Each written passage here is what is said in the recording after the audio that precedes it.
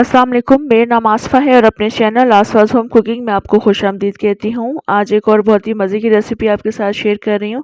Beef stew बना रही हूँ, एक स्पेशल रेसिपी है जो कि अक्सर दावतों में भी बनाई जाती है। रेसिपी आपने मुकम्मल देखनी है। रेसिपी अच्छी लगी आपने लाइक भी ज़रूर करना है। तो चलें मज़ेदार सा बीफ स्टू बनाना शुरू करते हैं।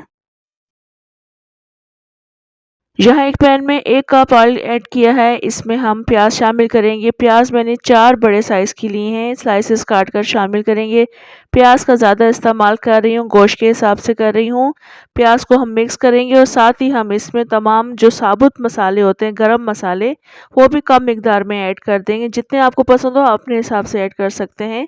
ये मैंने तमाम चीज़ें शामिल कर ली हैं। अब इन दोनों चीज़ों को हमने पकाना है और प्याज को हमने हल्का सुनहरा करना है, यानी हमने इसको नरम करना है, ज़्यादा हम इसको ब्राउन नहीं करेंगे।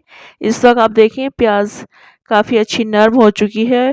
तो इसमें अब हम गोश्त शामिल कर देंगे। गोश्त तकरीबन 1.25 किलो के करीब है और इसको अच्छे से मिक्स करेंगे और मिक्स करने के बाद हम इसमें अदरक लहसुन भी साथ ही शामिल कर देंगे। 2 टेबल स्पून अदरक का पेस्ट ऐड कर रही हूँ, 1 टेबल स्पून इसमें लहसुन का पेस्ट ऐड करेंगे और साथ ही इसमें 1 टेबल स्पून अपने टेस्ट के अकॉर्डिंग नमक शामिल करके इसको मिक्स करेंगे और अदरक लहसुन के साथ गोश्त की हम 4 से 5 मिनट तक लगातार भुनाई करते रहेंगे। ये स्टेप करना ज़रूरी होता है। तो बस इस तरह से अदरक लहसुन के साथ इसकी भुनाई कर लेंगे। अभी देखें अदरक लहसुन के साथ गोश्त काफ़ी अच्छा भुन चुका है और जो गोश्त का पानी होता है वो भी ड्राई हो चुका है। तो अब हम इसमें पानी शामिल करके गोश्त को गलने के लिए रख देंगे।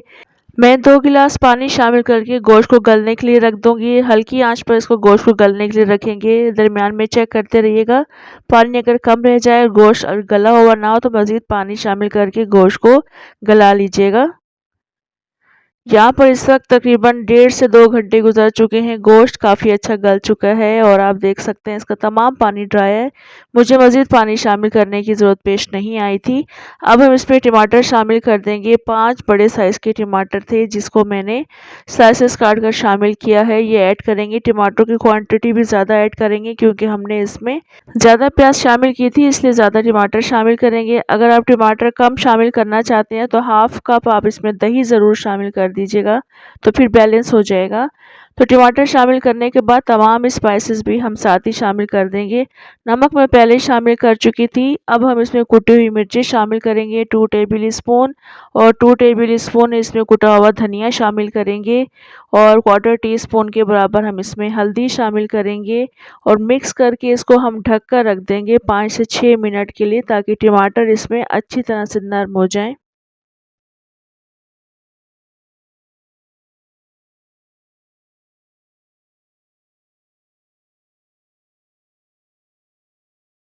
इस वक्त टमाटर काफ़ी अच्छे नरम हो चुके हैं। बस मिक्स करते रहेंगे, साथ साथ टमाटरों को भी काफ़ी अच्छा मैश कर लेंगे।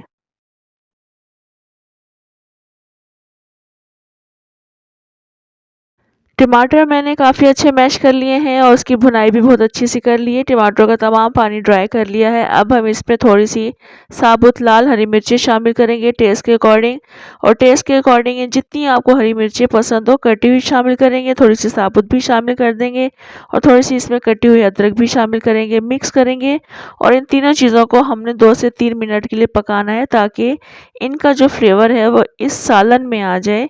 उसके बाद हम इसमें हरा धनिया शामिल करेंगे और 1 टीस्पून पिसा हुआ गरम मसाला शामिल करके इसको मिक्स करेंगे और ढककर रख देंगे और उसके बाद फिर कुछ मिनट्स के बाद इसको डिश आउट करेंगे।